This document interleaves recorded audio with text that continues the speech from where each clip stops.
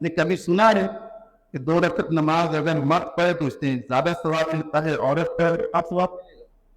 جس نے بھی نیک عمل کیا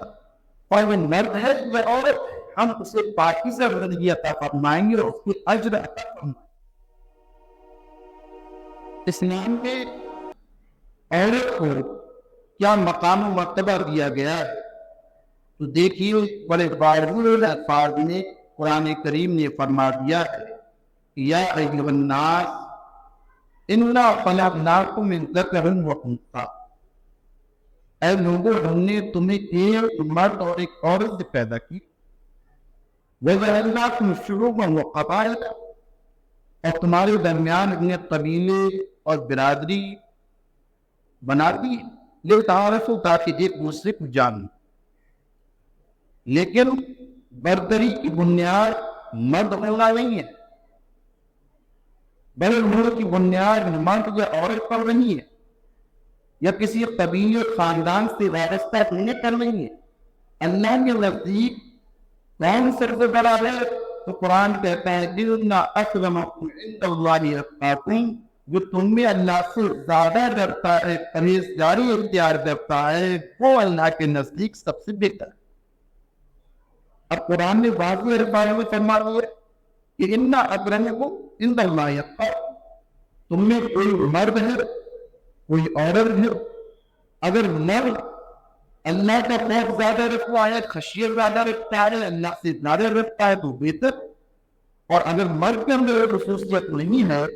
کوئی عورت اللہ کی نیک بنتی ہے، سادہ ہے، اللہ کا ڈر خوف اپنے اندر زیادہ رکھتی ہے، تو اللہ کے نزدیک زیادہ مقام ہے، مرتبے بات۔ تو اس میں جو عزت اور تکریم ہے وہ عورت ہونے کی بنیاد پر نہیں ہے، مرد ہونے کی بنیاد پر نہیں۔ اس میں عزت اور برتری جو دی گئی ہے وہ تقوی کی بنیاد پر ہے۔ اگر عورت کو تقی اور پرہیزگار ہے، اللہ کا خوف رکھتی ہے، دیندار ہے، قرآن اور حدیث پر چلنے والی ہے، تو اس کا مقام و مرتبہ مرد سے افضل ہے۔ تو ہم نے اس آیت کریمات کی روشنی میں جانا کہ قرآن نے مرد عورت کو برابر یکساں مقام دیا، نیکی اور افضلیت کی بنیاد مرد ہونے کو نہیں بنایا،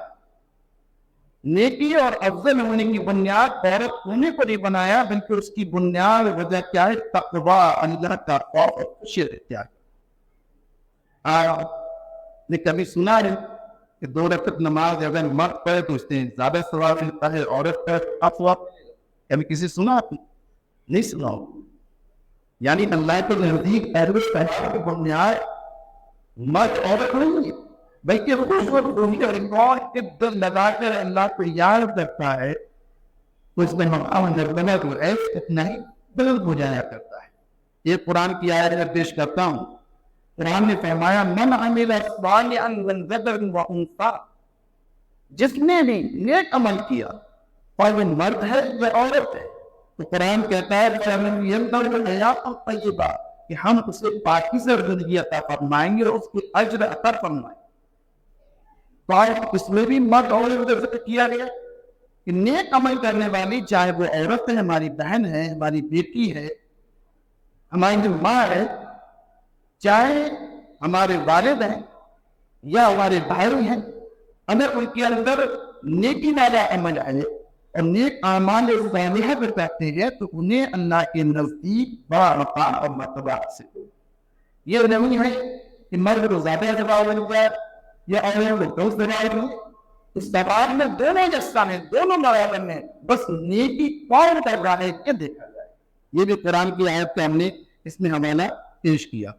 اور ایک آیت اور بھی آئے گی من عمل صالحا من ذکر و انثی، ذکر کرتی ہے مرد، مذکر انثی کرتی ہے عورت، تو قرآن کہتا ہے من عمل، جس نے بھی عمل کیا، صالحا نیک عمل کیا، خیر کا عمل کیا، من ذکر و انثی، وہ مرد ہے وہ عورت میں، ظاہر مومن اور ایمان کی حالت میں کیا، اس کا ایمان اللہ رسول پر ہے، قیامت کے دن پر ہے، تو ایمان کی حالت میں اگر وہ نیک عمل کر کے گئی ہے تو کہنا فَأُولَٰئِكَ يَدْخُلُونَ الْجَنَّةَ، یہ تمام لوگ نیک عمل کر کے گئے تو جنت کے حقدار ہیں، جنت کی مستحق ہیں۔ تو یہ 3 آیتیں میں نے آپ کے سامنے قرآن کی، اس سے آپ نے اندازہ لگا لیا ہوگا کہ اس میں مرد عورت کی مدعا نہیں ہے، کوئی کسی کو چھوٹا یا بڑا محض